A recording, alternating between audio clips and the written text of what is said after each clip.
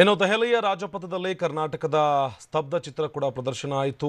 ಕರ್ನಾಟಕದ ಸ್ತಬ್ಧ ಚಿತ್ರ ಪ್ರದರ್ಶನವನ್ನು ನೋಡ್ತಾ ಇದ್ದೀವಿ. ಇದು ರಾಜಪಥದಲ್ಲಿ ಆದಂತಹ ಪ್ರದರ್ಶನ ಇದು.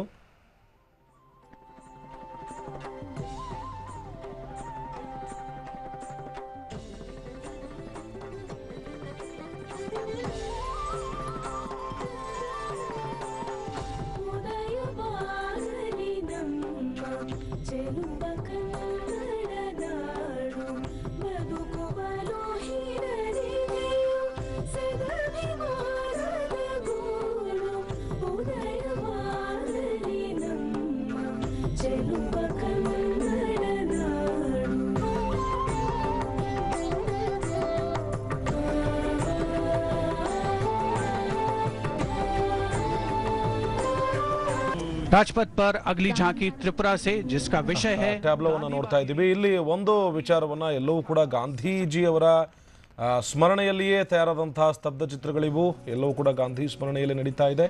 ತ್ರಿಪುರಾದ ಸ್ತಬ್ಧ ಚಿತ್ರವನ್ನು ನೋಡ್ತಾ ಇದ್ದೀವಿ.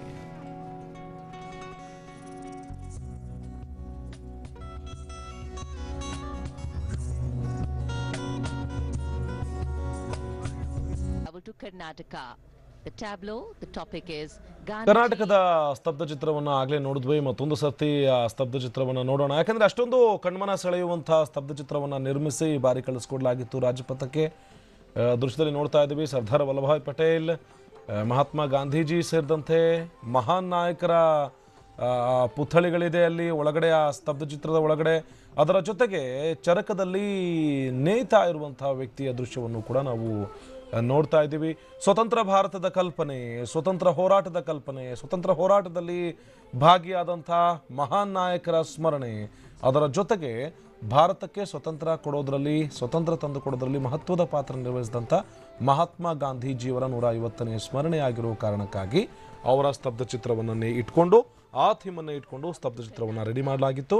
Tableau, the topic is Gandhiji and the Belagavi Congress session.